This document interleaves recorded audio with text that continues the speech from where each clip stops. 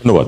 আমরা প্রথমেই জনাব তৌহিদ হোসেন আপনার একটু দৃষ্টি আকর্ষণ করতে চাই যে গতকাল ঢাকায় আপনি জানেন যে বিএনপির একটি ইফতার মাহফিলে অনলাইন বক্তব্য দিয়েছেন বিএনপির ভারপ্রাপ্ত চেয়ারম্যান জনাব তারেক রহমান। সেখানে তাকে কোট করছি, ধর্মীয় উগ্রবাদীদের অপতৎপরতা ও চরমপন্থা নিয়ন্ত্রণে ব্যর্থতার পরিচয় দিলে উগ্রবাদী জনগোষ্ঠী ও পরাজিত ফেসিবাদী অপশক্তি দেশে আবার গণতন্ত্রের কবর রচনা করবে, অপরদিকে গণতান্ত্রিক বিশ্বে বাংলাদেশের ইমেজ সংকটে পড়তে পারে। এই বক্তব্যকে আপনি আসলে কিভাবে দেখছেন?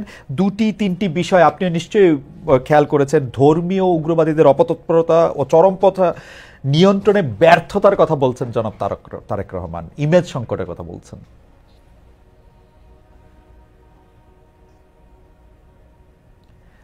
অ্যাম্বাসেডর তৌহিদ হোসেন, সরি অ্যাডভাইজার তৌহিদ হোসেন, কি আমাদেরকে শুনতে পাচ্ছেন না? এই মুহূর্তে শুনতে পাচ্ছি, মাঝে একটুখানি শোনা যাচ্ছে। আচ্ছা, আমি আবার বলি, সেটি হচ্ছে যে বিএনপির একটা ইফতার মাহফিলে, ওটা শুনেছি। জি জি, এটা আপনি কিভাবে দেখছেন, আপনার মন্তব্য জানতে চাচ্ছি। হ্যাঁ, জি ওকে। জি, দেখুন, যে বিষয়গুলি তারেক রহমান সাহেব বলেছেন, এটা তো উদ্বেগ প্রকাশ করা যায়। শোনা যাচ্ছে না মনে হয়। না, আমরা শুনতে পাচ্ছি, একদম স্পষ্ট শুনতে পাচ্ছি। আচ্ছা, ওকে জি ওকে। তিনি যে উদ্বেগ প্রকাশ করেছেন, এটা তাত্ত্বিক ভিত্তিতে যদি আমরা দেখি, এটা অবশ্যই একটা উদ্বেগের বিষয় হতেই পারে, তাতে কোনো সমস্যা নেই। উনি তো বলেননি যে এটা হয়েছে, তা কিন্তু বলেন যদি হয় তাহলে সমস্যা হবে বলেছে। এটা তো আমরা মোটামুটি সবাই স্বীকার করি যে আমাদের দেশে, দেখুন, আমাদের দেশের মানুষ কিন্তু ধার্মিক, প্রধানত ধার্মিক, কিন্তু উগ্রবাদী কিন্তু না। তবে পৃথিবীর যে কোনোখানের মতোই একটা উগ্রবাদী ফ্রিঞ্জ থাকেই সবখানে। তবে আমি মনে করি না যে আমাদের দেশে তাদের এখানে এই উগ্রবাদিতা খুব বড় আকারে দেখা দেওয়ার কোনো সুযোগ আছে। আমি দৃঢ়ভাবে বিশ্বাস করি যে আমাদের যে মডারেট একটা যে ধর্মীয় অনুভূতি মানুষের, এটাই প্রিভেইল করবে। হয়তো একটা ফ্রেঞ্চ থাকবে, কিন্তু সেটা আমার মনে হয় নিয়ন্ত্রণেই থাকবে, এবং এই সরকার নিজেও এ ব্যাপারে ওয়াকিবহাল এবং বদ্ধপরিকর যে আমাদের এখানে সাম্প্রদায়িক সম্প্রীতি বজায় রাখতে হবে এবং মানুষ যেন তাদের ধর্মকর্ম স্বাভাবিকভাবে পালন করতে পারে, এটাতে কোনো বাধার সৃষ্টি হবে না। আমরা যদি এটার সঙ্গে একটু মিলিয়ে একটা বাস্তবতা দেখি যে মানে এইগুলো আমার কোনো মন্তব্য না, আমি বাস্তবতাটা যদি এরকম দেখি যে হিজবুত তাহরিরের মতো গোষ্ঠীগুলি বাংলাদেশে প্রকাশ্যে খিলাফত প্রতিষ্ঠার দাবিতে মিছিল মিটিং করছে, যদিও পুলিশ তাদেরকে আসলে সেখানে সেটি করতে দেয়নি কোনো ক্ষেত্রে। অন্যদিকে আমরা যদি দেখি বেশ কয়েকজন জঙ্গিবাদে অভিযুক্ত ব্যক্তি জামিনে মুক্তি পেয়েছেন। আবার যদি আমরা দেখি যে একটি কবিতা বা গল্প লেখার জন্য প্রকাশ্যে কতল করার সিদ্ধান্ত যারা বলছেন তাদের কোনো বিরুদ্ধে কোনো ব্যবস্থা নেওয়া হচ্ছে না। এগুলিকে যদি আমরা মানে এইগুলিকে যদি আমরা সন্ত্রাসবাদ বলি, সম্পৃক্ততার সাথে মিলানো ঘটনা বলি, এবং তারেক রহমান সাহেব যে ধর্মীয় উগ্রবাদের অপতৎপরতা চরম মানে পন্থা নিয়ন্ত্রণে ব্যর্থতার প্রসঙ্গটা আনতেছেন, সেইটা আপনাদের কাছে একটা বাস্তব মনে হয় কিনা যে এটা আসলে একটু ভয় পাওয়ারই কারণ আছে? কেউ কেউ এটা বলছে যে বাংলাদেশে কোনো একটা ভাবে ধর্মকে আশ্রয় করে চরমপন্থার পুনরুত্থান ঘটছে। এইটা আপনি কিভাবে দেখেন? দেখুন, এই যে আপনি হিজবুত তাহরীরের কথা বলছেন অথবা কোনো মিছিল মিটিং এর কথা বলছেন, এটা কিন্তু এখন হচ্ছে এমন কিন্তু কোনো কথা নয়, এটা কিন্তু হয়েছে আগেও। তখন এই প্রসঙ্গ কিন্তু ওঠেনি। আর যেটা আবার আমি ইনসিস্ট করছি, যেটা আমি তো উত্তর এটা একবার দিয়েছি, যে উনি তো বলেননি যে এই ঘটনা এই মুহূর্তে আছে। উনি বলেছেন যে যদি এটা ঘটে তাহলে একটি মানে অবশ্যই উদ্বেগের প্রশ্ন আছে। আমি ব্যক্তিগতভাবে মনে করি না যে এটা সাংঘাতিকভাবে কোনো কিছু ঘটছে এখানে। এবং আপনি বললেন যেটা, যে তাদের যে মিছিলে সেটাতে পুলিশ তাদেরকে বাধা দিয়েছে এবং ব্যবস্থা নিয়েছে। এটাই আমার মনে হয় আমাদেরকে করে যেতে হবে। আমি একদিনে সব সমস্যার সমাধান হয়ে যাবে এরকম মনে করা ভুল, কারণ এমন না যে এদের অ্যাক্টিভিটি এই দেশে কোনোদিন ছিল না, ছিল, সবসময় ছিল। তবে আমি যেটা বললাম যে এরা চিরদিনই একটা ফ্রিঞ্জেই ছিল। আমাদের মূলধারার যে ধার্মিক মানুষরা, তারা কিন্তু এদের সাথে সম্পৃক্ত নন, এবং আমি মনে করি যে এটা নিয়ন্ত্রণের মধ্যেই থাকবে। এটা নিয়ে উদ্বিগ্ন হওয়ার বড় কোনো কারণ নেই। অবশ্যই আমাদেরকে চোখ কান খোলা রাখতে হবে। আচ্ছা, একটু তাহলে তুলসী গ্যাবার্ডের প্রসঙ্গটা একটা আনি, যদিও পররাষ্ট্র মন্ত্রণালয় খুব সঙ্গে সঙ্গে এটা একটা জবাব দিয়েছে। ইসলামী চরমপন্থা নিয়ে তিনি একটি মন্তব্য করেছেন যা বাংলাদেশ সরকার একপাক্ষিক ও রাজনৈতিক উদ্দেশ্য প্রণোদিত বলে অলরেডি নিন্দা জানিয়েছে। যদিও তিনি এই অবস্থানটা আসলে সমস্ত দক্ষিণ এশিয়ার জন্যই বলেছিলেন, কিন্তু এইটাকে আসলে বাংলাদেশের জন্য বলেছেন বলে ভারতীয় মিডিয়া অনেকগুলি বক্তব্য দিয়েছে। আপনি নিজেও বলেছেন যে ভারতীয় গণমাধ্যমের তথ্য থেকে মানে ওরকম কথা আসতে পারে যেহেতু তারা বায়াসড। কিন্তু আমরা ভারতীয় গণমাধ্যমে কিন্তু নানামাত্রিক গণমাধ্যম দেখি, কেউ কেউ এরকম বায়াসড, অনেক বেশি বায়াসড, একদমই নরেন্দ্র মোদীর খাওয়ানো রিপোর্ট বা নরেন্দ্র মোদী যে রিপোর্ট পছন্দ করবেন সেই রিপোর্ট ছাপে। আবার এটার উল্টা পিকটাও আসে, কিন্তু শক্তিশালী এটা মিডিয়া আসে। আপনার কাছে কি মনে হয় যে তুলসী গেবার্ট খালি তথ্য সংগ্রহ করতেছেন ভারতীয় মিডিয়া থেকে, বা ভারতীয় মিডিয়ার যে অংশটুকু এই প্রপাগান্ডা ছড়াচ্ছে সেই অংশটুকু থেকে? তাইলে ওরা আন্তর্জাতিক মিডিয়া যেটা বিবিসি, আল জাজিরা, সিএনএন বা বাংলাদেশি মিডিয়া থেকে তারা তথ্য সংগ্রহ করছে না কেন? এটাকে আমি এইভাবে দেখি, আসলে তুলসী গেবার্ট যেটা বলেছেন এটা কিন্তু একটা লিডিং প্রশ্নের উত্তরেই উনি বলেছিলেন, কিন্তু যেহেতু কথাটা আমাদের অবস্থানের বিরুদ্ধে খুব শক্তভাবে গেছে, কাজে আমরা এটার বিরোধিতা করেছি, আমরা এটার প্রতিবাদ জানিয়েছি। কিন্তু তার মানে এই না কিন্তু যে মার্কিন যুক্তরাষ্ট্রের সাথে আমাদের মানে অবস্থানের তেমন কোনো এটা বিরাট কোনো পরিবর্তন ইন্ডিকেট করে, তা কিন্তু একেবারেই না। আপনারা খেয়াল করে দেখবেন যে এরপর যে ডিপার্টমেন্ট অফ স্টেট থেকে যে ছোট্ট একটি স্টেটমেন্ট এসেছে, সেটা কিন্তু আবার একজন খুব লিডিং প্রশ্ন, যিনি আসলে বাংলাদেশকে ডেনিগ্রেট করার জন্যই প্রশ্নটা করেছিলেন, স্পোক্সপারসন যিনি এটার উত্তর দিয়েছেন, তিনি কিন্তু খুব চমৎকারভাবে এটাকে উত্তর দিয়েছেন। তারা বলেছেন, জেনেরিক একটা উত্তর নিয়ে দিয়েছেন যে যে কোনোখানে মাইনরিটির উপর অত্যাচার হলে সেটাকে আমরা কন্ডেম করি, ফাইন, ওকে। এবং তিনি পাশাপাশি প্রশংসা করেছেন যে বাংলাদেশ যে অ্যাপ্রিসিয়েট করেছেন বাংলাদেশ যে এটার বিরুদ্ধে ব্যবস্থা নিচ্ছে এবং সেটা নিতে থাকবে।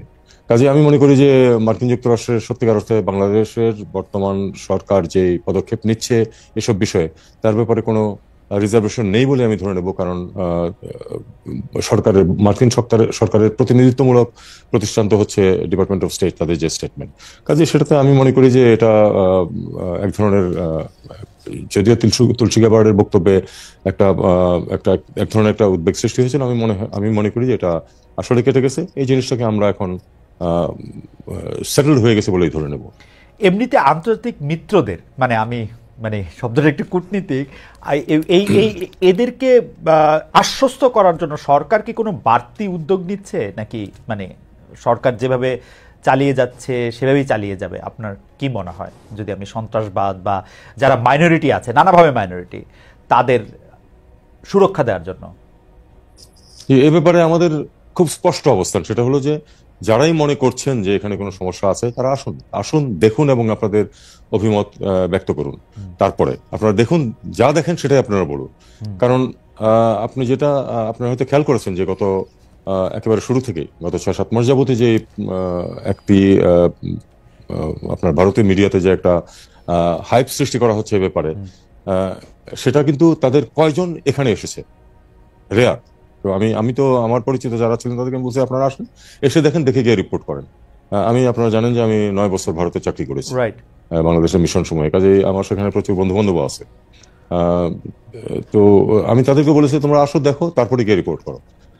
ভারতীয় মিডিয়া আমি একটু দুঃখ প্রকাশ এখানে করতে চাই, সেটা হলো যে আসলে ভারতীয় মিডিয়ার আমি যা দেখে এসেছিলাম, ধরুন আজকে থেকে 20-30 বছর আগে, সেই তুলনায় ভারতীয় মিডিয়ার অনেকখানি অবনমন ঘটেছে বলে আমার বিশ্বাস। আমি খুবই দুঃখ পাই এটাতে, কারণ আসলে ভারতীয় মিডিয়া খুব একটি উচ্চমানের মিডিয়া ছিল, কিন্তু এখন আপনারাও জানেন যে আসলে তারা অনেকটাই এক পেশে হয়ে গেছে। আমি একটু গণযোগাযোগের ছাত্র হিসেবে আমি একটু সাফাই গাইতে চাই যে ভারতীয় মিডিয়া বলতে আমরা যাদেরকে আসলে বেশি দেখতেছি, রিপাবলিকান টিভি, আজ তক বা আনন্দবাজার গ্রুপের বাইরেও আসলে ভারতীয় মিডিয়া রয়েছে এবং তাদের অনেকেই কিন্তু ভালো রিপোর্ট করছে, কিন্তু আনফরচুনেটলি তাদের ব্যাপারটা বা তাদের রিপোর্টগুলি আমাদের চোখের সামনে কম আসতেছে। আমরা প্রপাগান্ডা জাতীয় রিপোর্টই আসলে আমরা এখান থেকে ভোক্তা হিসেবে বেশি দেখতেছি।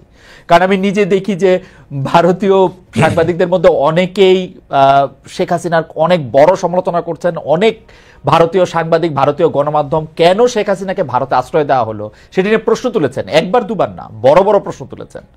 কিন্তু আমাদের সামনে আসলে কেন জানি মানে রিপাবলিকান টিভি, আজ তক, ওরাই বেশি উদাহরণ হয়ে থাকতেছে। মানে আমি দেখুন, আসলে হয় কি, মানে তাদের সেন ভয়েস যেটা আছে, that has been drowned out by the hullabaloo. এটা কিন্তু একটা অত্যন্ত খারাপ লক্ষণ। এটা শুধু খারাপ লক্ষণ শুধু যে আমাদের জন্য তা না, এটা ভারতের জন্য আমি মনে করি না খুব ভালো কোনো কিছু। কিছুদিন আগে আপনারা দেখেছেন হয়তো যে সুহাসিনী হায়দারের সাথে আমি একটা ইন্টারভিউ দিয়েছি ইয়ে থেকে, জি জি এখানে তো কোনো সমস্যা হয় না, কিন্তু সেটা কতটুকু প্রচার পায় আর দেখুন এই যে নেগেটিভ প্রচারণা কতটুকু প্রচার পায় সেটা হলো একটা দেখার বিষয়। আমারও মনে হয় আমাদের দর্শকদেরও আসলে যারা এরকম নেগেটিভ প্রপাগান্ডা করে তাদের এত বেশি দেখবে কিনা এটা নিয়ে আসলে এইটাও একটু আসলে ভেবে দেখার দরকার আছে মনে হয়, যে মানে আমি কেন দেখবো এটা। একটা একটা জিনিস কি, আপনি তো মিডিয়ার মানুষ, একটা জিনিস হলো কি যে গুড নিউজ সাধারণত নিউজ হয় না, ব্যাড নিউজকে নিউজ করা হয় সবসময়। কিন্তু গুড নিউজ যদি 10টা থাকে সেটা যা গুরুত্ব পায়, একটা খারাপ খবর কিন্তু তার থেকে অনেক বেশি গুরুত্ব পায়, এবং এটাকে কিন্তু আপনি মাল্টিপ্লাই করেন, এটাকে পুনঃপ্রচার করতেই থাকেন, সেটা তো অনেক আগে থেকেই, দ্বিতীয় বিশ্বযুদ্ধের সময় থেকে এই ফিলোসফি চলে আসছে, সেটা আমার মনে হয় করে যাচ্ছে। না কিন্তু আমি আমি আমি আমি আপনার কথা একদম কিন্তু ঘটনা হচ্ছে যে খবর হচ্ছে এমন একটা জিনিস, খবর যদি মিথ্যা খবর, ফরমালিন, কার্বাইড এগুলি কিছু দিয়ে বাঁচানো যায় না, মিথ্যা খবরটা আসলে প্রকাশিত হয়ে পড়ে। তো যারা মিথ্যা খবর দেয় বা প্রপাগান্ডা করে তাদের প্রতি তো আর আমাদের এরকম আস্থা থাকার উচিত মানে কথা না। আমি মনে করি যে আপনি একটা খারাপ খবর আরো 10 ভাবে দিলেন সেটা ঠিক আছে, কিন্তু যারা একটা প্রপাগান্ডা করতেছে, প্রচার করতেছে, মিথ্যা কথা বলতেছে, তাদেরটাও কেন আমাদের শোনা দরকার। আমি আমার হাইবার আমরা পরবর্তী প্রসঙ্গে যাই, যে মানে সাংবাদিকতা নিয়ে তো আসলে কথা বলাই যায়। সেটা হচ্ছে যে দর্শকদের মধ্যে অনেকে আপনাকে অনুরোধ করেছেন আপনি আসবেন বলে, এটা আমাদের বলা দায়িত্ব হয়ে গেছে যে ইতালির ভিসা পাওয়া যাচ্ছে না, 60,000 মানুষ গত 2 বছর ধরে ঝুলে আছে, এরকম একটা কথা তারা বলতেছেন। এইটা ব্যাপারে আপনার জানা আছে কিনা, মানে এখানে প্রবলেমটা কোথায় হয়েছে, তারা আপনাকে অনুরোধ করেছেন এই ব্যাপারে একটু আলোকপাত করতে। আমি আমি খুব এখানে খুব ফ্র্যাঙ্কলি কিছু কথা বলতে চাই।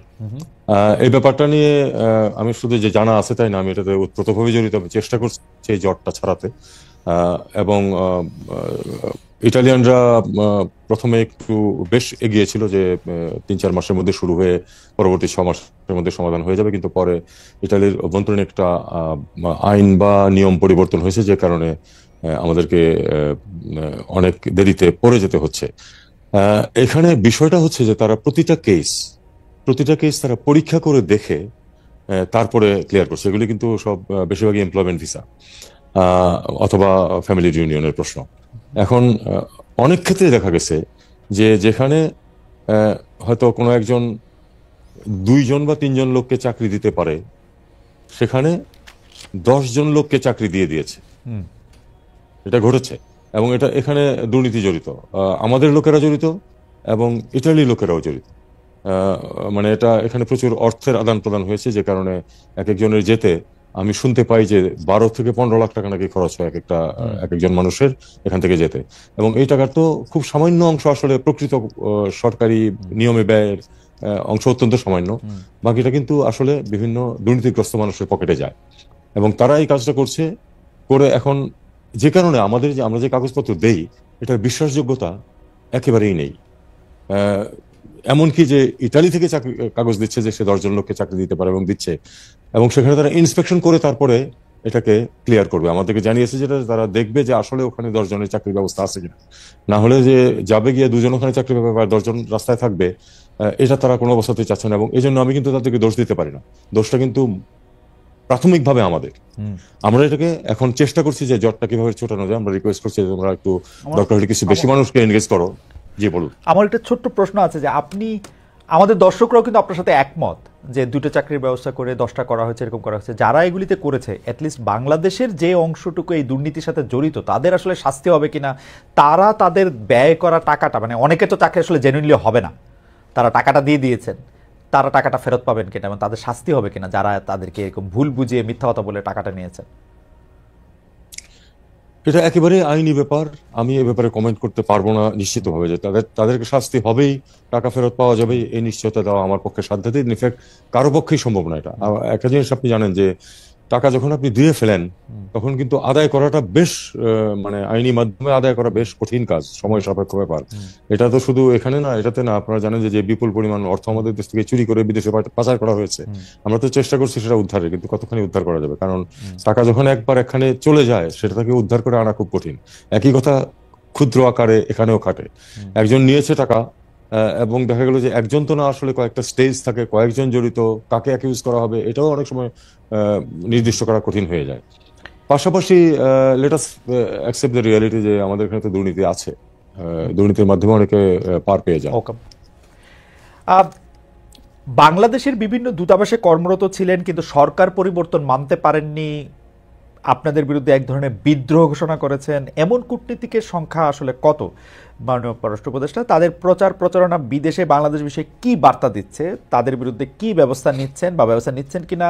সম্প্রতি মরক্কোর বিদায়ী রাষ্ট্রদূত আপনাদের সরকারের সমালোচনা করে ফেসবুকে পোস্ট দিয়েছেন। তিনি বলেছেন যে শুধু একটি বই লেখার জন্য, তাও অনেক দিন আগে, তার চাকরি চলে গেছে এবং ইউনূস সরকার দেশে বিদেশে ষড়যন্ত্রের মাধ্যমে ক্ষমতায় এসেছেন, টিকে থাকছেন। আসলে আপনি যে এইরকম কতজন যদি বলেন, তাহলে উনি একমাত্র এই কাজ করেছেন। আমি আশা করি যে প্রফেশনাল কোনো ডিপ্লোম্যাট এরপরে এই কাজ করবে না, আর কেউ। তারপরে আমাদেরকে অবশ্যই চোখ কান খোলা রাখতে হবে। উনি যে করেছেন, এটা আপনাকে আমি এটুকু বলতে পারি যে উনি চলে যাওয়ার 3 সপ্তাহ আগেও একজন উপদেষ্টার কাছে তদবির করেছেন তাকে যেন অন্য কোথাও পোস্টিং দেওয়া হয়। সবচেয়ে বড় কথা, তাকে কিন্তু চাকরিচ্যুত করা হয়নি। তাকে চাকরিচ্যুত করার পরে যে উনি এটা করেছেন তা না, অথবা যে উনি যে রিজাইন করেছেন তাও না। বিষয়টা হচ্ছে যে উনি কিন্তু স্বাভাবিকভাবে তাকে ঢাকায় বদলি করা হয়েছে। সরকার যে কাউকে যে কোনো সময় বদলি করতে পারে, তাকে ঢাকায় বদলি করা হয়েছে। উনি দায়িত্ব ত্যাগ করেছেন নিয়ম অনুযায়ী, টিএডিএ নিয়েছেন, এবং তারপরে উনি ঢাকায় না এসে কানাডাতে গিয়ে এই কথাগুলি বলছেন। এটা স্পষ্ট কারণ হচ্ছে যে উনি আসলে কানাডাতে আশ্রয় নিতে চান। এবং এখানে একটু ছোট্ট তথ্য আমি অ্যাড করে রাখি। ওনার স্ত্রী এবং এক সন্তান আজকে থেকে 2 বছর আগে সবুজ পাসপোর্ট নিয়ে কানাডায় অবস্থান করছেন, তার সাথে না। তার মানে আসলে তার পরিবার ওখানে রিলোকেট করার ব্যবস্থা উনি 2 বছর আগে থেকেই করছেন। তারই পরম্পরায় আমি মনে করি যে এখন যাতে সহজে উনি আশ্রয় পেতে পারেন, এই জন্য উনি দেশের বিরুদ্ধে এরকম একটি জঘন্য মিথ্যাচার করেছেন। এরকম সংখ্যায় মানে আপনাদের, মানে উনাকে আপনি একমাত্র বলছেন। আমি আমি আমি পরবর্তী প্রসঙ্গের মধ্যে যাই, যে আপনি জানেন যে গত মাসে ডোনাল্ড ট্রাম্প একটা $29 মিলিয়ন একটা কথা বলেছিলেন। আপনি খুবই কূটনৈতিক ভাষায় শব্দ চয়ন করে তাকে ঠিক মিথ্যাবাদী না বলে আপনি বলেছিলেন যে কথার সত্যতা আপনি পান নাই। তো এইটার ব্যাপারে কি কোনো ডেভেলপমেন্ট আছে? মানে এই $29 মিলিয়ন কথা কি তিনি হঠাৎ করেই বললেন, এমনি বললেন? মানে এটা কেনই বা বলতে যাবেন? বাংলাদেশ তো আসলে ডোনাল্ড ট্রাম্পের জায়গা থেকে দেখলে 186 বা 210টা দেশের একটা, মানে এই দেশ সম্পর্কে আবার একটা $29 মিলিয়ন, এটা উনি কেন বলতে যাবেন? মানে এর পিছনে কি কারণ? দেখুন, প্রেসিডেন্ট ডোনাল্ড ট্রাম্প কেন কোন কথা বলেছেন এটা বিচার করার যোগ্যতা আমার নেই। আমি আসলে অনেক সময় বুঝিও না। উনি নিশ্চয়ই কোনো কারণে সেটা বলেছেন। তবে আমি আমাদের এখানে যারা এটা নিয়ে নাড়াচাড়া করেন, তারা দেখেছেন যে আমার তো কোনো মেকানিজম নাই এটা চেক করার মতো। তারা দেখেছেন যে আসলে এরকম কোনো কিছু ঘটনা ঘটেনি যে 2জন ব্যক্তিকে এই টাকা দিয়ে দেওয়া হয়েছে ইত্যাদি ইত্যাদি। আমরা সেই অনুযায়ী যে আমরা যেটুকু দেখতে পেয়েছি সেটুকুই কিন্তু আমার বক্তব্যের মধ্যে, আমাদের মিনিস্ট্রির বক্তব্যের মধ্যে আছে, এর চেয়ে বেশি কিছু না। এমনি মার্কিন পররাষ্ট্র যে দপ্তর আছে এখানে, সরি মানে যে কনসুলেট আছে, যে এমবাসি আছে, তাদের কাছ থেকে কি এই ব্যাপারে বাড়তি কোনো কিছু জানানো হয়েছে ইন দ্য মিন টাইম? না, এরকম কিছু জানানো হয়নি আমার।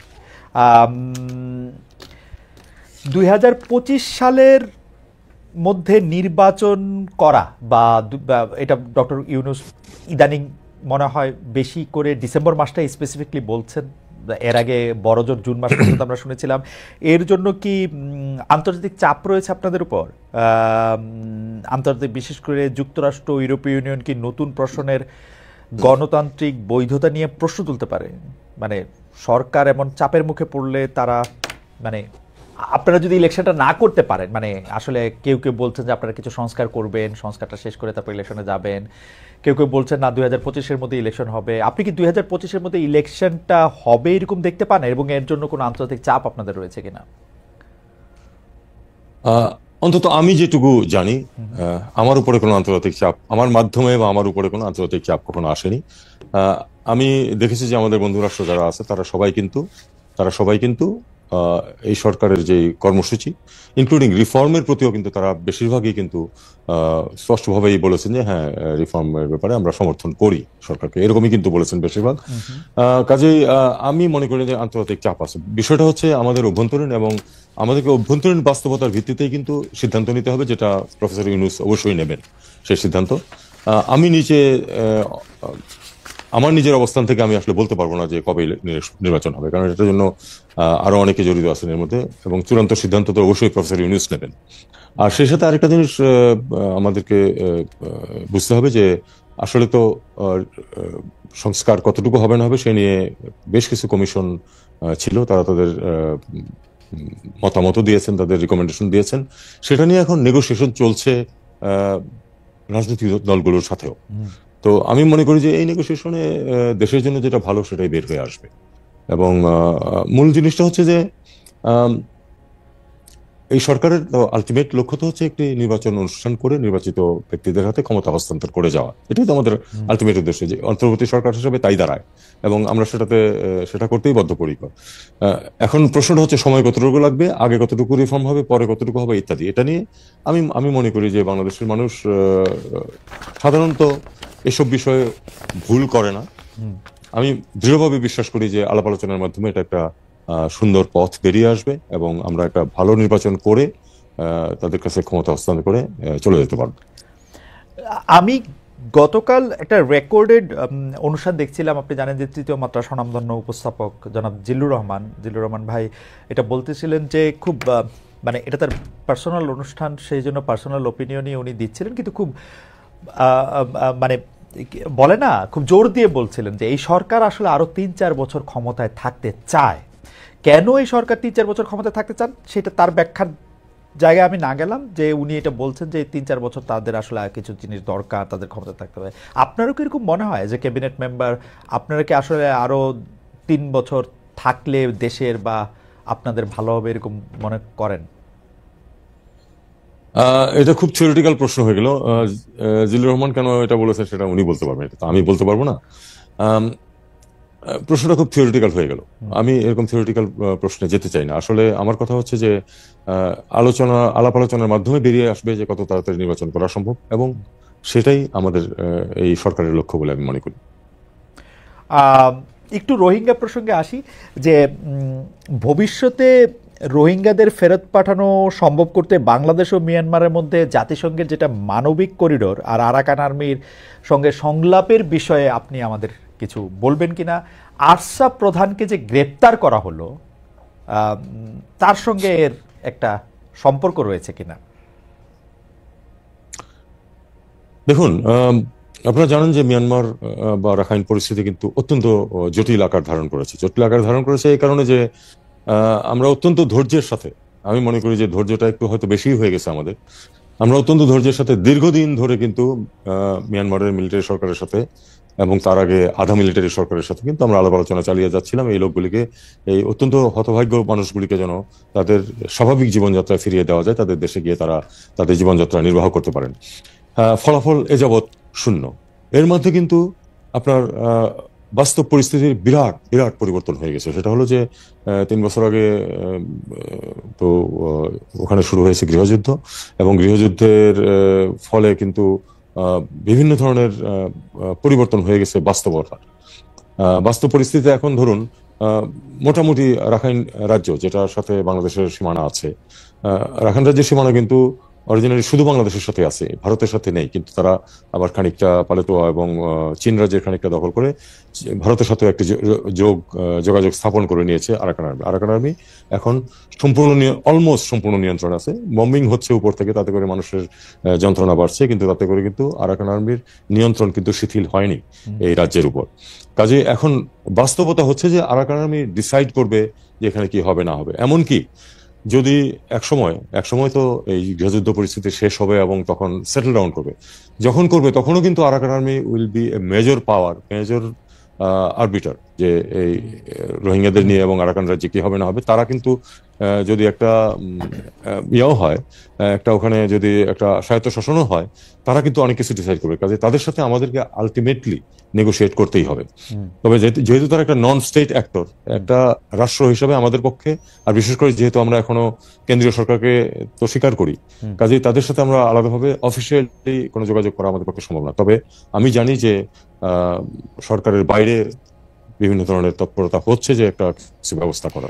এখানে একটি প্রশ্ন, যেমন বর্ডারে কিন্তু কিছু যোগাযোগ সবসময় আছে, কারণ বর্ডারে ম্যানেজমেন্ট করতে গিয়ে অনেক সময় তাদের সাথে কিছু যোগাযোগ আমাদের করতে হয়, সেটা আমরা নিম্ন পর্যায়ে করে থাকি। আর আরেকটা বিষয় যেটা আপনি বলছিলেন যে করিডোরের প্রশ্ন, করিডোরের প্রশ্নে আমাদের যেটা অবস্থান সেটা হচ্ছে যে করিডোর দিয়ে যে মালামাল যাবে সেটার বিতরণটা কিভাবে হবে, এটা একটা খুব গুরুত্বপূর্ণ প্রশ্ন। এই জন্য যে আমরা এখনো দেখছি না যে আরাকান আর্মি রাখাইনদেরকে এবং রোহিঙ্গাদেরকে যারা ওখানে আছে তাদেরকে একইভাবে ট্রিট করছে, তারা করছে না। তাদের অ্যাট্রোসিটিজ এগেইনস্ট দ্য রোহিঙ্গাস কিন্তু চলমান ছিল, অন্তত এই মুহূর্তে হয়তো নাই, কিন্তু ছিল, এবং যার ফলে কিন্তু অন্তত 80,000 রোহিঙ্গা কিন্তু তারা রাখাইনের দখল নেওয়ার পরেও বাংলাদেশে প্রবেশ করেছে।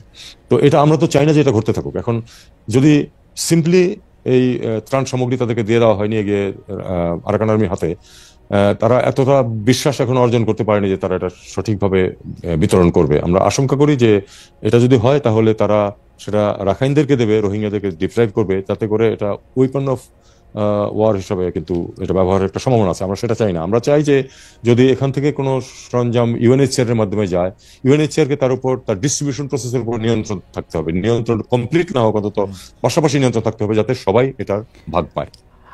আপনি আসলে মানে আমি প্রশ্ন করার আগেই আপনি মোটামুটিভাবে পুরোটা বিষয়ই আপনি ব্যাখ্যা করেছেন, কিন্তু আমার এটা খুবই কৌতূহল লেগেছে যে জাতিসংঘের মহাসচিব যখন এখানে আসলেন, সঙ্গে আপনিও ছিলেন, আমি তাকে ইংরেজি ভাষাতেই কোট করি, তিনি যখন এটা বলতেছেন যে the Arakan Army is an entity with which I believe a necessary dialogue must take place. আমাদের সাথে বাংলাদেশের সাথে আরেকটা দেশের কূটনৈতিক সম্পর্ক রয়েছে এখনো, মানে কূটনৈতিক সম্পর্ক বলতে আমি যদি বলি ওই সরকারটাকে আমরা সরকার হিসেবে স্বীকৃতি দিচ্ছি, যেটা আপনি বলতেছেন, সেইখানে ওইখানকার বিদ্রোহী একটা গ্রুপের সাথে ডায়লগ হবে, সেটা জাতিসংঘের মহাসচিব বলছেন, আমাদের দেশে এসে আপনি সেখানে উপস্থিত আছেন। এইটার একটা মানে মানে এইটা আপনার একটা কূটনৈতিকভাবে এটার আপনার একটা জবাবদিহি করতে হবে না? মানে এমনিতেই ওরা আমাদের কথা শোনে না, তার মধ্যে মানে এইটা একটু পুরোটা নিয়ে চলে যাওয়া না, মানে মানে অল ইন হইল না এটাতে? মানে আপনার কি মনে হয়? না, দেখুন আমরা কোনো জাম্প করবো না কোনো সিদ্ধান্তে, আমরা কোনো জাম্প করবো না। তবে এই বিষয়টা আমরা উপলব্ধি করি যে আলটিমেটলি আমাদেরকে অবশ্যই আরাকান আর্মিকেও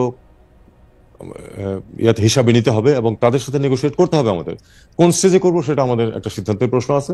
এটাকে বাস্তবতাকে স্বীকার করেছেন, আমরা জানি যে জাতিসংঘ সেক্রেটারি জেনারেল, হ্যাঁ সেক্রেটারি করেছেন।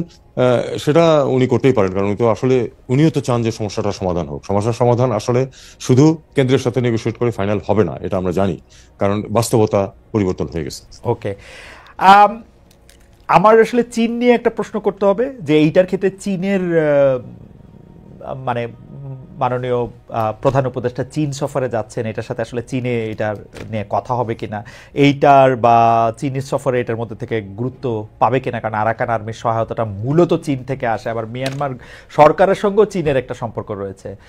এটা বিষয়ে কি আপনি কিছু বলবেন? কারণ চীন নিয়ে আমাদের আরও প্রশ্ন রয়েছে আর কি, এইটাতে কিছু বলবেন? না, এটা আমি বলবো এই কারণে যে আপনি বলেছেন যে দুই পক্ষের সাথে চীনের সম্পর্ক আছে। এটা একদিক দিয়ে আমাদের জন্য সুবিধাজনক, এই জন্য যে আমরা যদি কোনো কিছু আসলে সত্যিকার সমাধানটা যেটা চাই সেটাতে চীন বেশ গুরুত্বপূর্ণ ভূমিকা রাখতে পারে, কারণ চীনের সাথে যেহেতু দুই পক্ষেরই যোগাযোগ আছে এবং দুই পক্ষই অনেকাংশেই চীনের উপর নির্ভরশীল। আমরা অবশ্যই চীন আমাদের বন্ধু রাষ্ট্র, আমরা চাইবো যে তারা আমাদেরকে সহায়তা করুক। আমরা আশা করব যে এই সমস্যার সমাধানে চূড়ান্ত বিচারে চীন একটি ইতিবাচক ভূমিকা রাখবে। একটি প্রশ্ন দর্শকরা অনেকবার করছেন, সেজন্য প্রশ্নটা করা, সেটা হচ্ছে যে পররাষ্ট্র সচিব, আপনার পররাষ্ট্র সচিব যিনি আছেন, বলা হচ্ছে যে তিনি আওয়ামী লীগের লোক বা অন্য কোনোভাবে, এই ব্যাপারটা আপনি আসলে শুনেছেন কিনা, দেখেছেন কিনা? পররাষ্ট্র সচিবের নিয়োগের ক্ষেত্রে আপনার কোনো পছন্দ ছিল কিনা, আছে কিনা? দেখুন, পররাষ্ট্র সচিবের নিয়োগে পররাষ্ট্র উপদেষ্টার কোনো পছন্দ থাকবে না, এটা তো হতে পারে না। এটা খুবই স্বাভাবিক। পররাষ্ট্র সচিব অবশ্যই আমি আমার পছন্দের ব্যক্তি বলেই এবং আমি তাকে যোগ্য বলে মনে করি বলেই তিনি এই পদে আসীন হয়েছেন। আর একটা কথা আমি আপনাকে বলি, যে কেউ যে কোনো অবস্থানে ঢুকলেই এখন তো যেহেতু সোশ্যাল মিডিয়া খুব অ্যাক্টিভ, মুহূর্তের মধ্যে তার বিরুদ্ধে বিভিন্ন ধরনের বিষোদ্গার চলতে থাকে, কিছু সত্য কিছু মিথ্যা, কিছু এর মাঝামাঝি। তো আমাদেরকে এটা এভাবেই দেখতে হবে। হয়তো অন্য কাউকে পররাষ্ট্র সচিব হিসাবে দেখতে কারো ইচ্ছা ছিল, তিনি সন্তুষ্ট হননি, তিনি এটা বলতেই পারেন। তবে আমি এটুকু বলি যে উনি তার দায়িত্ব সঠিকভাবে পালন করছেন, এবং উনি আওয়ামী লীগের লোক কোট আন কোট এরকম কোনো প্রমাণ আমার কাছে নেই। আমাদেরকে একটা জিনিস বুঝতে হবে যে গত 17 বছর একটি সিস্টেম এই দেশে, একটি খুবই অন্যায্য একটা ব্যবস্থা ছিল সেখানে। সেখানে আত্মরক্ষার জন্য এবং স্বাভাবিকভাবে জীবন কাটিয়ে চাকরি করে রিটায়ার করার জন্য কিন্তু অনেককেই বা প্রায় সবাইকেই অন্ততপক্ষে নিজেকে আওয়ামী বিরোধী নয় এটা প্রমাণ করতে হয়েছে। সেটাকে আমাদের ধরলে চলবে না। আমাদেরকে চিন্তা করতে হবে যে আমি আমি আমি একটা কথা প্রায়ই বলি যে আমি আমার চাকরি জীবনে 33 বছর চাকরি করেছি, এর মধ্যে 6টা সরকার পরিবর্তন দেখেছি। এবং ব্যুরোক্র্যাটদের নিয়মই হচ্ছে যে তারা যখন যে সরকার থাকবে তাকে তারা সার্ভ করবে এবং তাদের মতো করে সার্ভ করতে হবে। এখন সেটার কোনো বিকল্প আমরা এখনো বের করতে পারিনি। যদি পারতাম তাহলে ভালো হতো। আমরা আপনি আসবেন সেজন্য দর্শকদের কাছে প্রশ্ন করেছিলাম যে দেশে বিদেশে কিছু গোষ্ঠী বাংলাদেশ নিয়ে মিথ্যা ও অপতথ্য ছড়াচ্ছে, এমন মন্তব্য করেছেন পররাষ্ট্র উপদেষ্টা তৌহিদ হোসেন।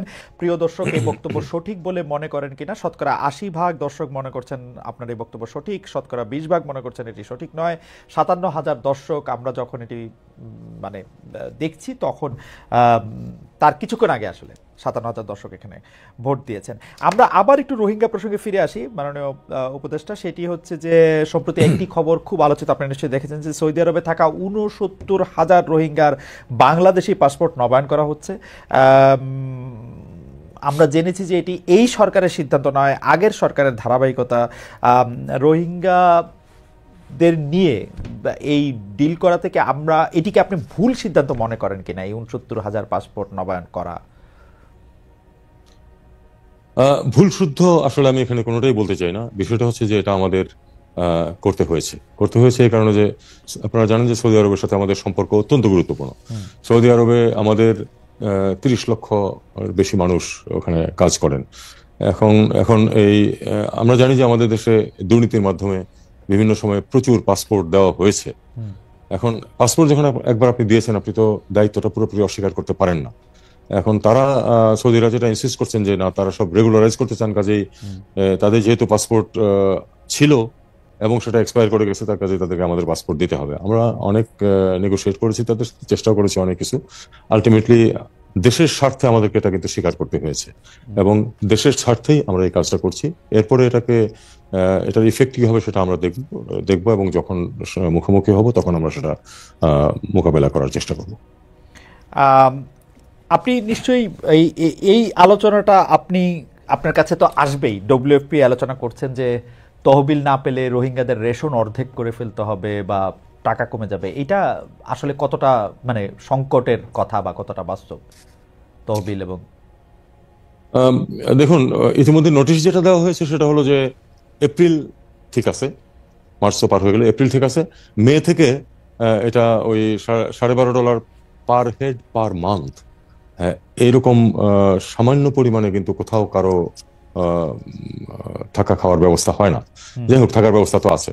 যাই হোক, এতে করে এক ধরনের কোনো না কোনো ভাবে আমরা এটা ম্যানেজ করতে পারছিলাম। এখন দেখা গেছে যে যদি আসলে এই ইউএসএআইডির কারণে যদি একেবারে ফান্ড বন্ধ হয়ে যায় তাহলে এটা $6 নেমে আসবে।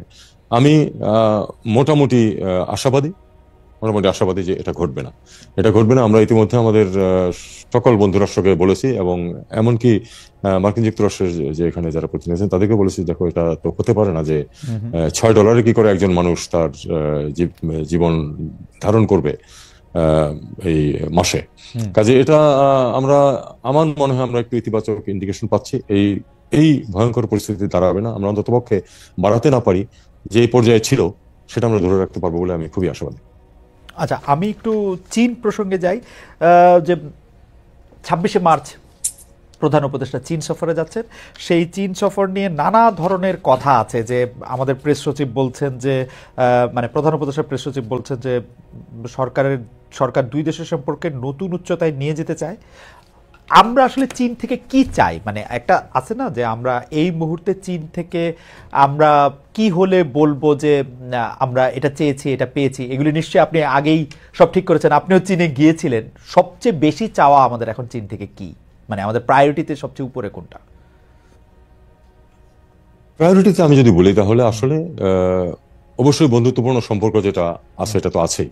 অবশ্যই আমরা সবসময় সেই সম্পর্কটাকে আরো একটু এগিয়ে নিতে চাই। এটা আপনারা জানেন যে আমাদের সব বন্ধুদের সাথে আমরা সেটা করার চেষ্টা করি, এবং যখন একটি সর্বোচ্চ পর্যায়ে সফর হয় সেটা নিজেই একটা সেটা ইন্ডিকেশন দেয় যে আমরা আসলে খুব সম্পর্কটাকে আরো এগোনোর চেষ্টা করছি, এবং খানিকটা যে অগ্রগতি হচ্ছে সেটারই প্রমাণ হলো একটা ভিজিট, এই পর্যায়ের একটা সফর। আর যদি বলেন যে আমরা কি চাই, আমাদের প্রধানত বিষয়টা হচ্ছে যে অর্থনৈতিক। আমরা চাই যে চীন আমাদের অর্থনীতিতে অত্যন্ত গুরুত্বপূর্ণ ভূমিকায় আছে, এটা বহাল থাকুক এবং আরো বৃদ্ধি পাক। আমরা চাই যে চীন এখানে আমাদের দেশে চীনের পক্ষ থেকে সরকারি পর্যায়ে হোক বা ব্যক্তি পর্যায়ে হোক প্রচুর বিনিয়োগ আসুক। আমরা কিন্তু চীনের জন্য স্পেসিফিক একটা এসইজেড এলাকা রেখেছি চিটাগংয়ে, 400 একরের মতো। আমরা চাই যে সেখানে তারা তাদের বিনিয়োগ করুক, ফ্যাক্টরি রিলোকেশন হোক অথবা নতুন ফ্যাক্টরি নতুন চালু করা হোক, এটা তারা এখানে আসুক। ব্যবসা বাণিজ্যের ক্ষেত্রে আমরা এমনিতে তো চীন আমাদেরকে প্রচুর সুবিধা দিয়েছে, কিন্তু আমরা সেটা খুব বেশি ব্যবহার করতে পারছি না এই কারণে যে আসলে আমাদের প্রোডাক্ট বাস্কেট খুবই লিমিটেড, এটা তো আমরা জানি অনেক। হ্যাঁ, কিন্তু আমরা প্রধানত আমি মনে করি যে দেখবো যে এটা হোক, আমাদের সাথে ইনভেস্টমেন্টটা বাড়ুক, যোগাযোগ বাড়ুক, ব্যবসা বাণিজ্য বাড়ুক, এবং বাড়ছে, সেটা বাড়ছে, আরো যেন বাড়ে আমরা সেটাই চাই। এডুকেশন একটা ক্ষেত্র, আমরা চাই যে আপনারা জানেন যে আসলে চীনের একটা উল্লেখযোগ্য সংখ্যক বিশ্ববিদ্যালয় কিন্তু র্যাঙ্কিং এ যথেষ্ট উপরের দিকে। তো আমাদের প্রচুর ছাত্র কিন্তু পড়াশোনা করছে চীনে। আমরা হয়তো এই সংখ্যাটা সম্বন্ধে অতটা ওয়াকিবহাল ছিলাম না। আমরা চাই যে এটা আরো বাড়ুক। আমরা চাই যে তারা আরো স্কলারশিপ দেয় আমাদের ছেলে মেয়েদেরকে।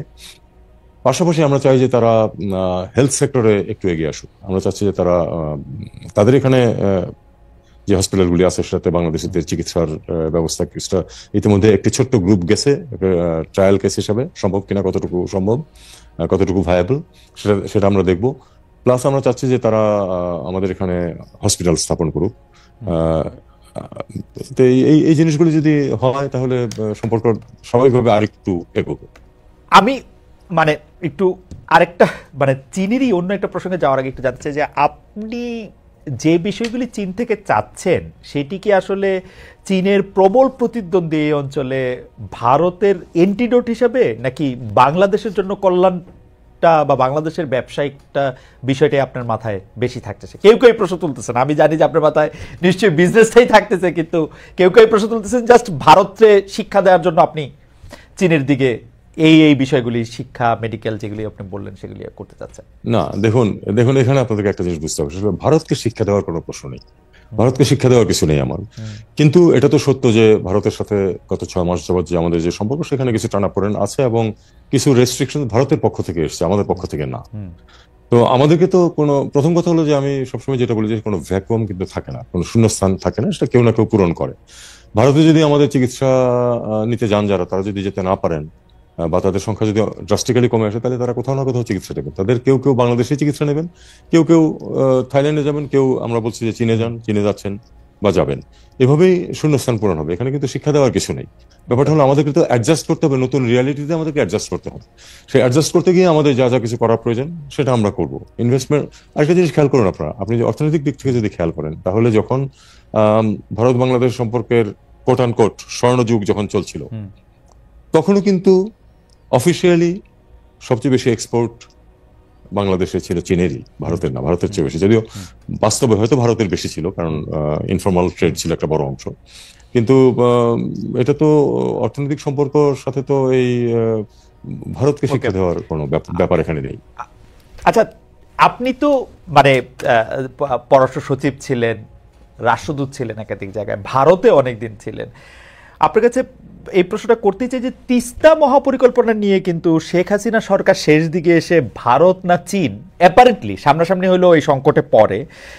এবং মানে আমি এরকম আর দেখি নাই, মানে এই কোল্ড ওয়ার পরবর্তী যুগে সফর সংক্ষিপ্ত করে একটা রাষ্ট্রপ্রধান চলে আসেন আরেকটা জায়গায় এবং তিনি বলেন যে তার মেয়ে অসুস্থ ছিলেন, মানে শেখ হাসিনাকে আসলে তাড়িয়ে দেওয়া হয়েছে কিনা ভাগিয়ে দেওয়া হয়েছে কিনা সেটা আমরা জানি না। তো এই সংকটটাকে আপনারা কিভাবে ডিল করবেন? মানে আপনি দেখেন যে শেখ হাসিনা একটা কথা আমি মানে কোট করতে চাই, তিনি বলছেন চীন তো রেডি, কিন্তু আমি চাচ্ছি যে এটা ইন্ডিয়া করে দিক, এই প্রজেক্টটা করলে এই প্রজেক্টের জন্য যা দরকার ইন্ডিয়া দিতেই থাকবে, ঠিক আছে, যা সাফ সাফ কথা রাখা ঢাকা নেই। অথচ চীনের সাথে তিস্তা প্রজেক্টটা নিয়ে কিন্তু এর আগে মানে ভারত খুব মানে চাপ দেওয়ার আগে এটা কিন্তু অনেকখানি এগিয়েছিল। আপনারা এটা কি কিভাবে ডিল করবেন, মানে চীন ভারত তিস্তা প্রজেক্ট?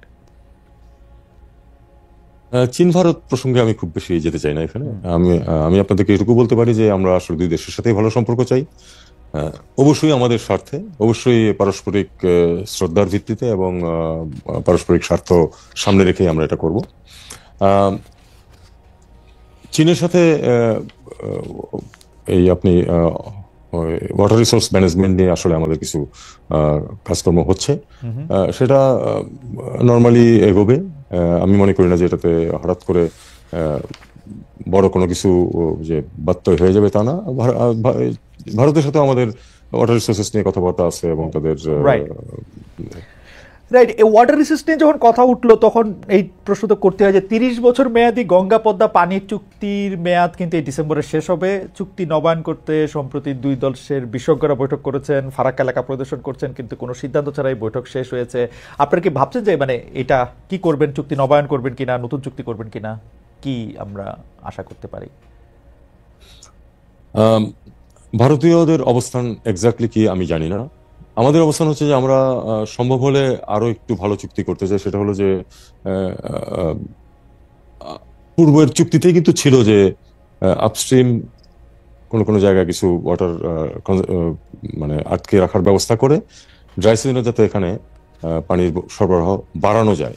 এটা স্বীকৃত ছিল যে আসলে যে পানি যেটুকু আছে সেটা দুই দেশের পূর্ণ প্রয়োজনের জন্য যথেষ্ট না, এটা দুই পক্ষই স্বীকার করেছে। এবং লোয়ার রেপিরিয়ানের তো কিছু করার নেই, এই ক্ষেত্রে আপার রেপিরিয়ান হিসেবে ভারত এবং নেপালে জলাধার করে পানি সরবরাহ বাড়ানো সম্ভব। এটা বাড়ানোর কথা কিন্তু আমাদের আগের চুক্তিতেই আছে। এখন আমি জানি না যে এটা এ নিয়ে কিন্তু 30 বছরের কোনো অগ্রগতি হয়নি, 30 বছরের কোনো অগ্রগতি হয়নি এটা নিয়ে। দুই পক্ষের কোনো পক্ষ থেকে খুব জোরালো কোনো দাবিও কখনোই জানানো হয়নি যে এটা অবিলম্বে করা হোক। তো মন্দের ভালো হিসেবে যদি আমরা বর্তমান চুক্তি যেটা আছে সেটাকে নবায়ন করতে পারি, আমি মনে করি যে আপাতত সেটা খুব খারাপ হবে না। সেখানেও প্রভিশন থাকুক যে ভবিষ্যতে যাতে আমরা আরো ওয়াটার অগমেন্টেশনের জন্য আপস্ট্রিমে কোনো ফ্যাসিলিটি সৃষ্টি করতে পারি। আমি মনে করি এটাই আমাদের এখন লক্ষ্য হওয়া উচিত। মানে এই চুক্তি নবায়নকে আপনারা মন্দের ভালো মনে করছেন? মন্দের ভালো এই জন্য যে ইয়া তো হয়নি, মানে যে একটা জলধারা বাড়ানোর যে একটা কথা ছিল, যে পানির প্রবাহ বৃদ্ধির একটা যে কথা ছিল, সেটা তো আমরা কিছু করিনি। তো সেটা যদি আমরা এখন করতে পারি, নির্দিষ্ট যদি করে বলতে পারি যে হ্যাঁ আমরা অমুক অমুক জায়গায় করব, তাহলে সেটা অবশ্যই খুব আইডিয়াল হবে। কিন্তু সেটা হবে আমি এটা মনে করি না। কিন্তু অন্ততপক্ষে যে চুক্তিটা আছে এটা যদি নবায়ন হয় দীর্ঘ সময়ের জন্য, এবং তার মধ্যে যদি আবার একটা অন্তত প্রতিশ্রুতিটা পুনর্ব্যক্ত হয় যে না আমরা এবার সত্যি সত্যি চেষ্টা করবো এটার প্রবাহ বাড়াতে, তাহলে আমি মনে করি সেটা খুবই ভালো হবে। একটু শেখ হাসিনা প্রসঙ্গে আসি। সম্প্রতি বিবিসি বাংলাকে দেওয়া সাক্ষাৎকারে প্রধান উপদেষ্টা ডক্টর মোহাম্মদ ইউনূস বলেছেন ভারতের সঙ্গে সম্পর্ক ভালো আছে, কিন্তু ভারতের পররাষ্ট্র দপ্তর সহ বিভিন্ন সরকার মহল প্রতি সপ্তাহে এখনো মনে করিয়ে দিচ্ছে শেখ হাসিনা ভারতে তাদের অতিথি হিসাবে আছেন। দ্বিতীয়ত তারা বলছেন বাংলাদেশে নির্বাচিত সরকার এলে কেবলমাত্র সম্পর্কটা স্বাভাবিক হবে। আবার একটু বলি, কেউ কেউ বলছেন শেখ হাসিনা আসলে নয়াদিল্লি নাই, তিনি অন্য কোথাও আছেন। এই বিষয়টাকে আসলে পররাষ্ট্র মন্ত্রণালয় বা আপনি আসলে এটাকে কিভাবে দেখছেন? মানে ভারতের সাথে আমাদের একটা স্বাভাবিক সম্পর্ক থাকবে, কিন্তু আমাদের একজন পলাতক প্রধানমন্ত্রী যিনি বিভিন্ন ধরনের অপরাধ করে দেশ থেকে পালিয়ে গেছেন, তাকে আবার তারা আশ্রয় দিবেন, অতিথি হিসেবে রাখবেন। বিষয়টা আসলে কিভাবে আপনি ডিল করেন? দেখুন, এটা একটি ইরিটেন্ট বলেই আমি মনে করি। এটা একটা ইরিটেন্ট, এবং এটা এই ইরিটেন্ট রিমুভড হলে আমরা খুশি হব। তবে এটার কারণে আমরা ভারতের সাথে সম্পর্ক ভালো করব না এমন কোনো তো আমাদের অঙ্গীকার নেই। আমরা ভারতের সাথে ভালো সম্পর্ক চাই, তারপরেও এটা একটি ইরিটেন্ট। এই ইরিটেন্টটা রিমুভ যদি ভারত করে তাহলে সেটা একটা পজিটিভ ইম্প্যাক্ট রাখবে আমাদের সম্পর্কের ক্ষেত্রে। তবে একটা জিনিস যেটা আসলে গ্রহণযোগ্য না, সেটা আমরা তো বলেছিও, সেটা হলো যে অভ্যন্তরীণ ব্যাপারে কোনো হস্তক্ষেপ আমরা পছন্দ করি না, আমরা পছন্দ করি না এবং গ্রহণও করি না। আমাদের এখানে ওই সরকারের সাথে ভারত সরকারের সম্পর্ক থাকবে। সরকারের ধরন কি অথবা কবে কি পরিবর্তন হবে সেটা ভারতের বিষয় না, সেটা আমাদের জনগণের বিষয়, এবং জনগণ সিদ্ধান্ত নেবে। সেই সিদ্ধান্ত গ্রহণ প্রক্রিয়াতে আছে জনগণ।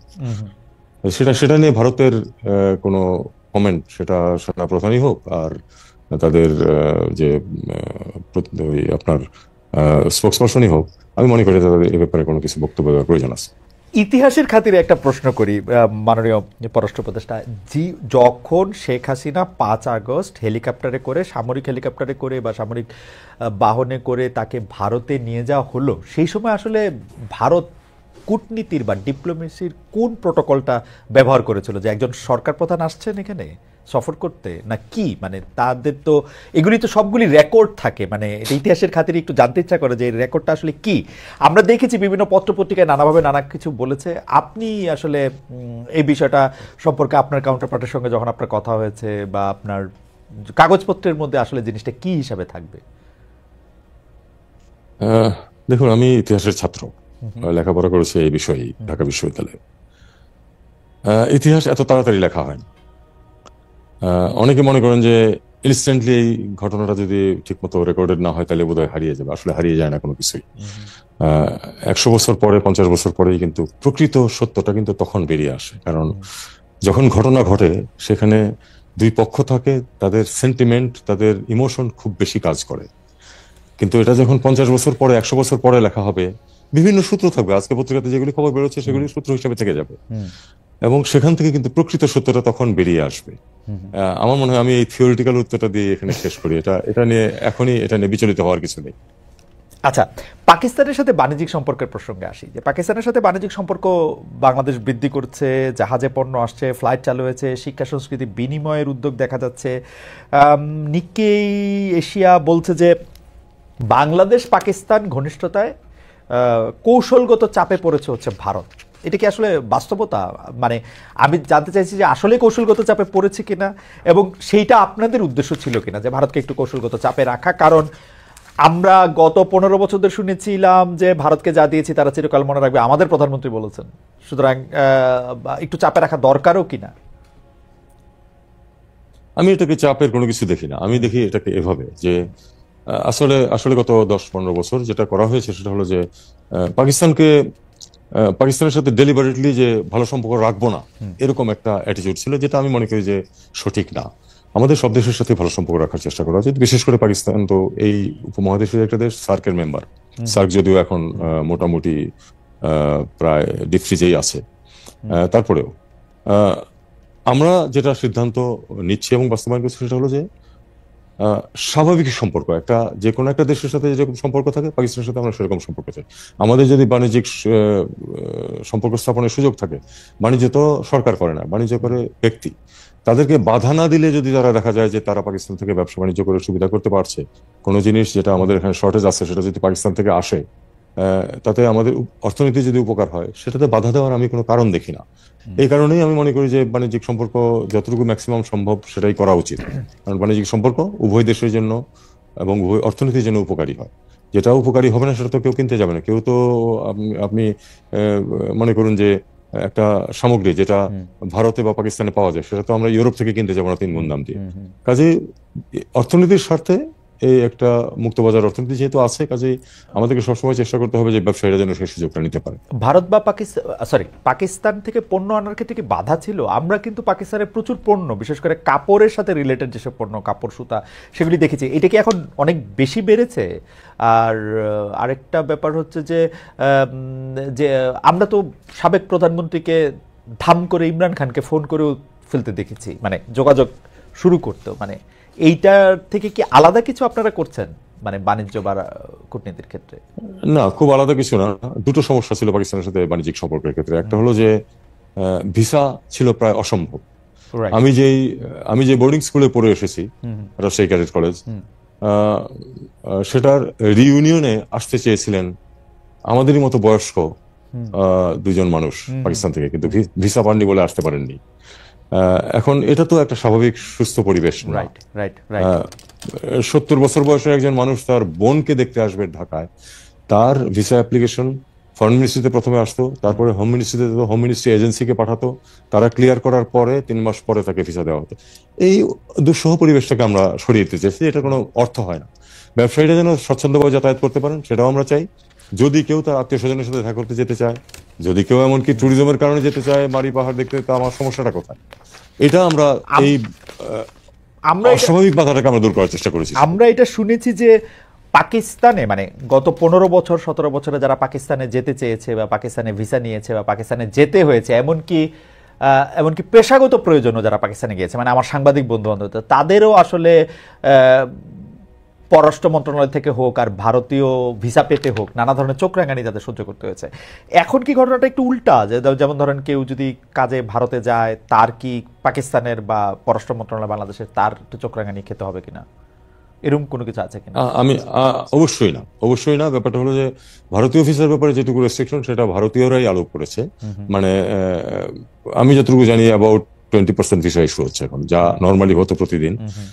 আমি এক্সাক্ট ফিগারটা বলতে পারবো না, আমি সেটা খোঁজ দিতে যাইনি। আমি প্রচুর মানুষকে দেখেছি তারা ভিসা পেতে অসুবিধা হচ্ছে, এটুকুই। এটা তাদের ভিসা হচ্ছে তাদের অ্যাবসলিউটলি সভরেন রাইটস, তারা কাকে ভিসা দেবেন না দেবেন তাদের অধিকার। যদি না দেন তাহলে আমাদের, যেটা আমি বলছি যে বিকল্প তো আমাদের লোকেরা বের করে নেবে, সেটা কিছু করার নেই। আমি মনে করি না এতে কোনো চোখ রাঙানির কোনো ব্যাপার আছে। ভারতে যারা যেতে চান যাচ্ছেন তো এখনো মানুষ, এখনো ভারতে পাকিস্তানে যতজন যান তার থেকে অনেক গুণ বেশি মানুষ এখনো ভারতে যান। এটা নিয়ে কোনো সমস্যা আমি তো দেখি না। আপনি সার্কের কথা বলছিলেন যে গত 1 দশক ধরে সার্ক কিন্তু পুরোপুরি নিষ্ক্রিয়, প্রধানত ভারতের কারণেই সার্ক নিষ্ক্রিয় হয়ে আছে বলে অনেকে বলছেন, এবং বাংলাদেশ যেহেতু ভারতের এই সব বিষয়ে পুরোপুরি সহযোগী ছিল সেই জন্য সেটা নিয়ে কিছু হয় না। কিন্তু ডক্টর ইউনূস ক্ষমতায় বা সরকারের দায়িত্ব নেওয়ার সঙ্গে সঙ্গে সার্ক নিয়ে আগ্রহ দেখিয়েছেন। এক্ষেত্রে আসলে অগ্রগতিটা কি? শেখ হাসিনার আগ্রহ সার্কের চেয়ে বেশি বিমস্টেক করার জন্য ছিল, বাংলাদেশ, ভারত, শ্রীলঙ্কা, নেপাল, ভুটান, যেটা আসলে সার্ক এবং বিমস্টেক দুটো প্রতিষ্ঠানের নিজস্ব প্রয়োজন আছে, একটি আরেকটি বিকল্প নয়। এটা আসলে বরং একটা আরেকটিকে কমপ্লিমেন্ট করতে পারে। আমরা এটাকে সেভাবেই দেখি। সার্ক যে কোনো কারণে হোক, পাকিস্তান ভারত যে দ্বৈরথ চলছে মানে বহুদিন যাবৎ, সে কারণেই আসলে ক্ষতিগ্রস্ত হয়েছে, কারণ ভারত পাকিস্তানে কোনো সামিট করতে যেতে রাজি হয় না। এভাবেই সার্ক মরিবান্ড হয়ে গেছে এবং গত 10 বছর যাবৎ এতে কোনো অগ্রগতি নেই। এই মুহূর্তে কোনো অগ্রগতি নেই। আমি শুধু আপনাদেরকে এইটুকু বলতে পারি, আসলে কোনো অগ্রগতি হয়নি। আচ্ছা, অনেকেই বলে থাকেন মানে ভূরাজনীতি বা মানে কি মানে এই যে বিশ্ব রাজনীতিতে আসলে মার্কিন যুক্তরাষ্ট্র মানেই হচ্ছে সাউথ এশিয়াতে ভারত, বা আমাদের দক্ষিণ এশিয়াতে মানে হচ্ছে ভারত। এখন এইটা কি আসলে বাস্তবতা? মানে ইন্ডিয়া কি এই অঞ্চলের একটা ছোট আমেরিকা? মানে আপনি যদি আমেরিকার সাথে সম্পর্ক ভালো করতে চান তাহলে কি এটা আসলে ইন্ডিয়ার মাধ্যমেই করতে হবে, ইন্ডিয়াকে সাথে নিয়েই করতে হবে? ইন্ডিয়ার কি বলে জানি এটা ইন্ডিয়ার সুদৃষ্টি নিয়েই করতে হবে, নাকি ব্যাপারটা আসলে কেমন? মানে আপনি কি মনে করেন? আমি এটা পুরোপুরি মনে করি না, পুরোপুরি এরকম মনে করি না আমি।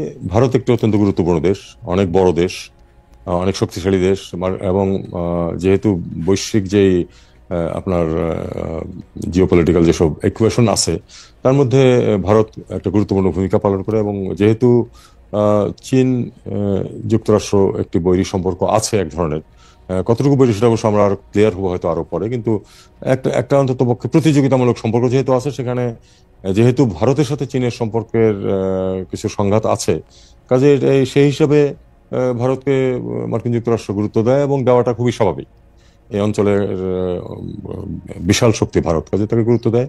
কিন্তু তার মানে এই না যে আমাদেরকে আলাদাভাবে আমরা মার্কিন যুক্তরাষ্ট্রের সাথে সম্পর্ক ডেভেলপ করতে পারবো না। আমি মনে করি যে সেটা আমাদের পক্ষে খুবই সম্ভব। আমাদের একটা উল্লেখযোগ্য ডায়াসপোরা আছে মার্কিন যুক্তরাষ্ট্রে, আমাদের সবচেয়ে বড় বাজার এবং সবচেয়ে আপনার রেমিটেন্সের একটা অন্যতম বৃহৎ উৎস হচ্ছে যুক্তরাষ্ট্র। কাজে আমাদের তো সম্পর্ক তাদের সাথে ভালোই আছে বলে আমি মনে করি, এবং এই সম্পর্ক আরো যাতে ভালো হয় সে আমরা চেষ্টা চালিয়ে যাব। মার্কিন যুক্তরাষ্ট্রের সাথে সম্পর্ক, ভারতের সাথে সম্পর্ক, চীনের সাথে সম্পর্ক, তিনটেই আমরা আলাদাভাবে ভালো রাখার সর্বোচ্চ চেষ্টা করব। আমি সর্বশেষ প্রসঙ্গে আসতে চাই, এরপরে অবশ্য একটা ছোট্ট একটা সম্পর্ক প্রসঙ্গ, কিন্তু সর্বশেষ প্রসঙ্গ হচ্ছে প্যালেস্টাইন। আমরা দেখেছি যে প্যালেস্টাইনে বিশেষ করে গাজা উপত্যকায় এখন যা হচ্ছে, মানে আপনি জানেন যে এটা আসলে বড় করে ব্যাখ্যা করা দরকার নেই। সবচেয়ে বেশি একটা মানবিক ক্রাইসিস সেখানের মধ্যে দিয়ে তারা এটা যাচ্ছে। কিন্তু আমরা দেখতে পাচ্ছি যে মধ্যপ্রাচ্য বা অন্য যে ইসলামী বা মুসলিমদের যে জোট আছে তারা আসলে, আরবদের যে জোট আছে তারা আসলে খুব কড়া করে শক্ত করে আসলে ওনাদের পাশে দাঁড়াতে পারছেন না। গাজার এখানে আরব লীগ, ওআইসি বা মধ্যপ্রাচ্যের আরো বড় বড় দেশগুলি যেগুলি, সেগুলি বাংলাদেশ এই ক্ষেত্রে আসলে কি করতে পারে বা কি ভূমিকা নিচ্ছে? আমরা দেখছি যে বাংলাদেশ আসলে পররাষ্ট্র মন্ত্রণালয় থেকে তার পত্র দিচ্ছে, প্রতিবাদ পত্র দিচ্ছে, ভাষ্য দিচ্ছে, কিন্তু এর চেয়ে বেশি কোনো কিছু করার কথা কি আসলে চিন্তা করছে বা কোনো কিছু করা কি আসলে সম্ভব কিনা? আমি মনে করি না যে আমাদের পক্ষে এ ব্যাপারে খুব বড় কোনো ভূমিকা পালন করা সম্ভব। আমরা অবশ্যই ইসরায়েলি যে অ্যাট্রোসিটি সেটার প্রবল নিন্দা করি, কিন্তু আমাদের পক্ষে এর চেয়ে বেশি তেমন কিছু করা সম্ভব না। কখনো ভোটিং যদি হয় কোনো বডিতে, সেখানে আমরা অবশ্যই ফিলিস্তিনের পক্ষে ভোট দিই, ফিলিস্তিনের প্রতি আমাদের আপামর জনসাধারণের সমর্থন আছে, কিন্তু এর চেয়ে বেশি কিছু ম্যাটেরিয়াল তেমন কিছু করা আমাদের সাধ্যাতীত। আমরা শুধু এটুকু, কিছুদিন আগে যে একটা মিটিং হয়েছিল ফরেন মিনিস্টারদের জেদ্দায়, খুব ইমার্জেন্সি মিটিং একদিনের জন্য হয়েছিল, সেখানে কিন্তু আমরা এটুকু প্লেস করেছি যে গাজার রিকনস্ট্রাকশনের প্রশ্ন তখন ছিল। সর্বশেষ স্পেট অফ ভায়োলেন্স যেটা গত দুদিন শুরু হয়েছে, তখন কিন্তু আশঙ্কা করে নাই অনেকেই। মনে করা হচ্ছিল যে মানে একটা সিচুয়েশন দাঁড়াবে যখন রিকনস্ট্রাকশন সম্ভব। আমরা সেখানে বলেছি যে রিকনস্ট্রাকশনে আমরা আমাদের পক্ষ থেকে যেটুকু পার্টিসিপেট করা সম্ভব আমরা সেটা করব, এটুকু আমরা করেছিলাম। আমার মনে হয় আমাদের পক্ষে এটুকুই করা সম্ভব। অবশ্যই আরব ভূমি যেটা আছে, তাদেরই আরব বিশ্বে যে দেশগুলি আছে, শক্তিশালী দেশগুলি, তাদেরই মুখ্য ভূমিকা পালন করতে হবে। তারা যেটুকু পারেন সেটা তাদের সাধ্য অনুযায়ী তারা করবেন। আমরা আমাদের সমর্থন ব্যক্ত করে যাব। শেষ প্রশ্ন, এই সরকার আসার পর বাংলাদেশের গুরুত্বপূর্ণ মিশনগুলিতে যারা দায়িত্ব পেয়েছেন বা বাংলাদেশের কারণে যারা বাংলাদেশকে রিপ্রেজেন্ট করতে যারা পৃথিবীর বিভিন্ন দেশে যারা গিয়েছেন, তাদেরকে কি শুধু, মানে আপনাদের সরকারেরও তো একটা রাজনীতি আছে, সেই রাজনৈতিক বিবেচনায় নিয়োগ দেওয়া হয়েছে বা বেশিরভাগকে কি সেই রাজনৈতিক বিবেচনায় নিয়োগ দেওয়া হয়েছে, আপনার পছন্দে নিয়োগ দেওয়া হয়েছে বা ডক্টর ইউনূসের পছন্দে নিয়োগ দেওয়া হয়েছে? মানে এটা কি করা হয়েছে? কারণ পররাষ্ট্র মন্ত্রণালয়ের মধ্যে অনেকে বলছেন যে ঠিক যে নর্মস বা যে ধারাবাহিকতা পররাষ্ট্র মানে ক্যাডারের যে বৈশিষ্ট্য, সেটা অনেক ক্ষেত্রেই মানা হয় নাই। আপনি ব্যাপারটা, আপনি এটা শুনেছেন কিনা, শুনলে এটাকে আসলে কি বলবেন এটা নিয়ে? আবার একই কথা বলি যে যখনই কোনো বড় পদে নিয়োগ দেওয়া হয়, তার অনেক বিরোধী থাকে, কারণ আরো অন্য অনেকে হয়তো সেই পদে নিয়োগ পেতে আগ্রহী ছিল। একটা জিনিস খেয়াল করতে হবে যে গুরুত্বপূর্ণ যে মিশনগুলো, সেগুলিতে কিন্তু অত্যন্ত জ্যেষ্ঠ কর্মকর্তারাই পদায়িত ছিলেন। তাদের একটা বড় অংশ কিন্তু রিটায়ার করে গেছেন।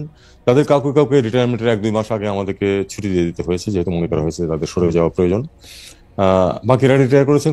2-3 জন ছিলেন যারা গুরুত্বপূর্ণ পদে ছিলেন, কিন্তু তাদের কন্ট্রাক্টে নিযুক্ত ছিলেন, তাদের কন্ট্রাক্ট বাতিল করা হয়েছে। অর্থাৎ সবচেয়ে গুরুত্বপূর্ণ বড় মিশন যেগুলি আছে, সেগুলির সবগুলি থেকেই কিন্তু যারা ছিলেন তাদেরকে চলে যেতে হয়েছে, প্রধানত রিটায়ারমেন্টে অথবা কন্ট্রাক্ট ক্যান্সেলেশনের মাধ্যমে। আমরা কিন্তু কাউকে কন্ট্রাক্ট দিচ্ছি না। মানে আমি বলছি যে পররাষ্ট্র মন্ত্রণালয় ক্যাডারের যে কর্মকর্তা, তাদেরকে কিন্তু যে তাদের কাজ কন্টিনিউ করার জন্য কন্ট্রাক্ট দেওয়া, সেটা কিন্তু আমরা করছি না। আমাদের জ্যেষ্ঠ কর্মকর্তা বেশ কয়েকজন রিটায়ার করে গেছে, বেশ কয়েকজন এর মধ্যে এই গত 6 মাসের মধ্যে রিটায়ার করেছেন। কাউকে আমরা কিন্তু চুক্তিতে রাষ্ট্রদূত হিসেবে নিয়োগ দেইনি। আপনারা খেয়াল করে দেখবেন যে যারা নিযুক্ত হয়েছেন তারা প্রায় সবাই, আমি 2-1 এক্সেপশন আছে, প্রায় সবাই কিন্তু তালিকার সর্বজ্যেষ্ঠ কর্মকর্তা এরাই। সিনিয়র মোস্ট 2টো ব্যাচ থেকেই তাদেরকে দেওয়া হয়েছে এবং তাদের যোগ্যতার ভিত্তিতেই দেওয়া হয়েছে। কোনো রাজনৈতিক বিবেচনা এখানে নেওয়া হয়নি। অবশ্যই 2-1 থাকতে পারেন যারা হয়তো স্পষ্টভাবে খুব বেশি বাড়াবাড়ি রকম পক্ষপাত করেছিলেন পূর্ববর্তী সরকারের, তাদেরকে আমরা বিবেচনায় নেই। এছাড়া কিন্তু সবাই অত্যন্ত সিনিয়র কর্মকর্তাদেরকে আমরা এই পদগুলিতে নিয়োগ দিয়েছি। সচিব অথবা সচিব হবেন, সচিব হয়েছেন, এরকম পর্যায়ের কর্মকর্তাদেরকে নিয়োগ দিয়েছি। এবং 5-6টা যে মিশন আছে, তাদের প্রায় সব, মানে সবচেয়ে গুরুত্বপূর্ণ যেগুলিকে মনে করা হয়, আসলে আরো অনেক মিশন আছে যেগুলি খুবই গুরুত্বপূর্ণ। সেখানে কিন্তু আমরা যে নিয়োগগুলি দিয়েছি, এগুলি তাদের শেষ পোস্টিং। তার মানে তারা 2-3-4 বছর চাকরি আছে তাদের। তারা তাদের 28 থেকে 30 বছর চাকরি জীবন পার করেছেন। এরকম লোকদেরকেই যোগ্যতার ভিত্তিতেই নিয়োগগুলো দেওয়া হয়েছে। বড় বড় ইনফ্লুয়েন্সারদের মধ্যেও অনেকে বলছেন যে আপনি আপনাকে না আপনি দেখুন দেখুন এখানে এখানে এখানে একটু বিষয় আছে, সেটা হলো যে আহ, এই পদগুলিতে কারা যাবেন বা রাষ্ট্রদূত হিসেবে কারা নিযুক্ত হবেন, সেখানে অবশ্যই যিনি উপদেষ্টা অথবা মন্ত্রী, যখন নর্মাল সরকার থেকে মন্ত্রী থাকলেন, তার অবশ্যই একটা গুরুত্বপূর্ণ ভূমিকা থাকে এখানে। আমার একটু সুবিধা অথবা অসুবিধা ছিল, যেটা সেটা হলো আমি যেহেতু 33 বছর এখানে চাকরি করেছি এবং যারা এখানে এখন রাষ্ট্রদূত পদে নিযুক্ত আছেন তারা আহ, প্রায় সবাই সরাসরি আমার অধীনে গুরুত্বপূর্ণ পদে চাকরি করেছেন, মাঝারি পদে, ডাইরেক্টর থেকে ডিজি লেভেলে চাকরি করেছেন। কাজে আমি তাদেরকে জানি যে কারা কোন কাজটি পারবেন, সেটাও কিন্তু বিবেচনায় নেওয়া হয়েছে। আহ, তারপরে প্রশ্ন আছে যে আমার যদি 10 জন অফিসার খুব ভালো প্রয়োজন হয়, আমি তো 10 জন নাও থাকতে পারে আমার কাছে তো 6 জন আছে, বাকি 4 জন নেক্সট বেস্ট দেখে আমাকে দিতে হয়েছে, Right. এরকম আর কি বিষয়টা। Okay. তবে এখানে এখানে আসলে পক্ষপাতিত্বের কোনো ব্যাপার নেই বা রাজনীতির কোনো ব্যাপার নেই। মাননীয় পররাষ্ট্র উপদেষ্টা, আপনাকে অনেক ধন্যবাদ জনাব মোহাম্মদ